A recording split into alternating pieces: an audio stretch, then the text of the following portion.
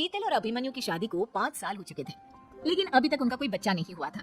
इसकी वजह से शीतल और अभिमन्यु परेशान रहते थे, लेकिन उन दोनों से ज्यादा परेशान थी शीतल की सास, यानी अभिमन्यु की माँ जानकी देवी। जानकी देवी चाहती थी कि जल्दी से जल्दी उनकी गोद में पोता या पोती आ जाए, और इसलिए वो अपनी बहू शीतल को लेकर एक दिन हॉस्पिटल पहुंची। डॉक्टर मैडम, जरा ठीक से चेक करके बताइए ना, कई बड़े बड़े डॉक्टर को दिखाया है, लेकिन मेरी बहू माँ ही नहीं बन पाती। मैंने शीतल को बहुत अच्छे से चेकअप किया है। देखिए, बात यह है कि शीतल के अंदर माँ बनने की कैपेसिटी नहीं है। ये आप क्या कह रही है डॉक्टर साहब? कोई तो इलाज होगा ना, कोई दवाई दे दीजिए। देखिए, कुछ प्रॉब्लम ऐसी होती है जिनका कोई ट्रीटमेंट नहीं होता। आई एम सॉरी टू से, लेकिन शीतल कभी माँ नहीं बन सकती, क्योंकि उसके यूट्रस में अंदर से ही कुछ प्रॉब्लम है। घर आने के बाद क्या हुआ माँ?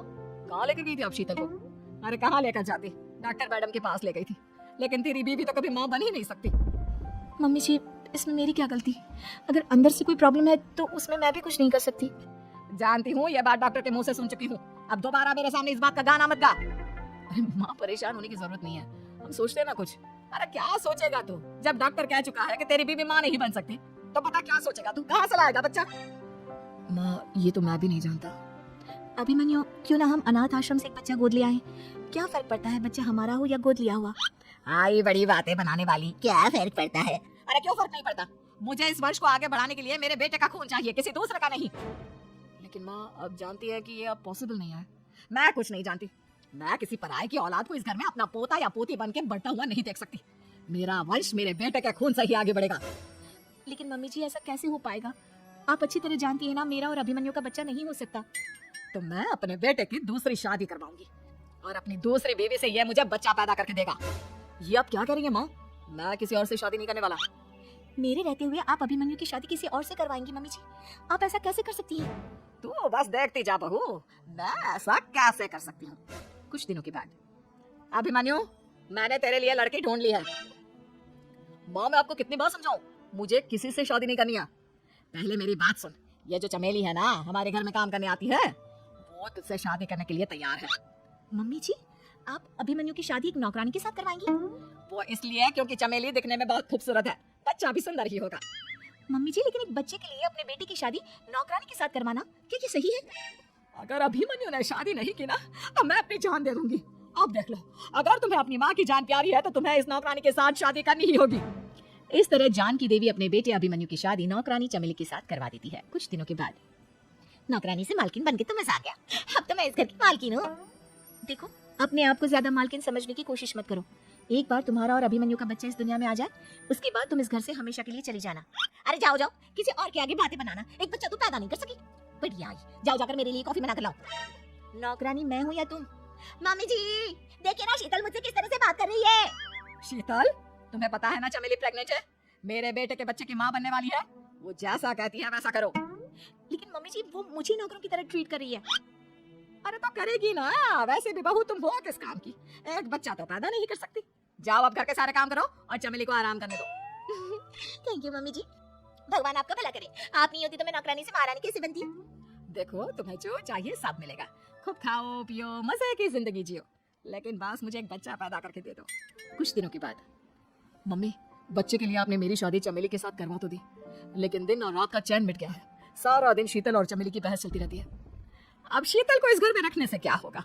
मैं तो कहती हूँ उसे घर से निकाल दो, है अभी किस काम की? मैं ऐसा नहीं कर सकता माँ, वो मेरी पत्नी है, उससे बहुत प्यार करता हूँ मैं। तुम्हारी पत्नी चमेली है, चमेली, उससे प्यार करो। अरे तुम्हारे बच्चे को जन्म देने वाली है वो। अभिमन्यु, मैं खुद ही इस घर से चली जाती हूँ। वैसे भी अपने ही घर में नौकरों की तरह रहकर परेशान हो चुकी हूँ। घर की नौकरानी मेरे ऊपर हुक्म चलाती है, वो तुम्हारी पत्नी बन चुकी है, अब मेरा इस घर में क्या काम? अभिमन्यु के बार बार रोकने पर भी शीतल उस घर से चली जाती है। कुछ दिनों के बाद चमेली एक बच्चे को जन्म देती है। भगवान ने मेरी सुन ली, मेरे बेटे का घर भर गया, उसका अपना बच्चा इस दुनिया में आ गया। मम्मी जी, बच्चे को हाथ लगाने से पहले मेरी एक शर्त तो सुन लो। तुम कहना क्या चाहती हो चमेली? आपकी मम्मी को बहुत शौक था ना अपने पोते को खिलाने का। अब देखो, इस दुनिया में हर चीज की कोई ना कोई कीमत तो होती है।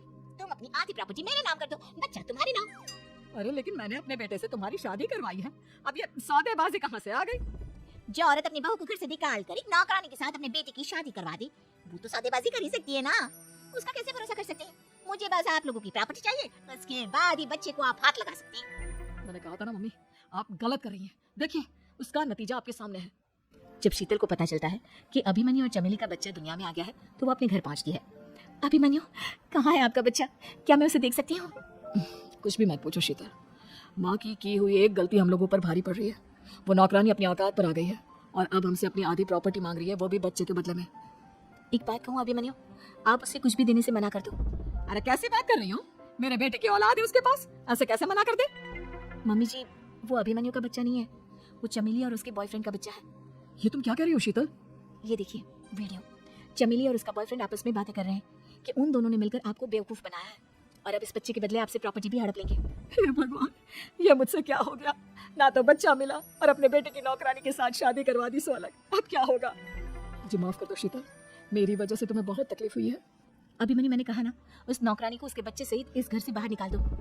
लगता है मेरे अभिमन्यु का बाप बनने का सपना अधूरा ही रह जाएगा। अभिमन्यु, अपनी मम्मी से कहो कि परेशान ना हो। आपको याद है एक बार हम एक IVF सेंटर गए थे, मैंने फिर से वहाँ जाकर बात की थी और आपको पता है इस बार मैं प्रेग्नेंट हूँ, क्योंकि हमने वहाँ पर प्रोसीजर करवाया था जिसकी वजह से मैं प्रेग्नेंट हो गई थी। और इस बात का पता मुझे बस कुछ महीने पहले ही लगा है।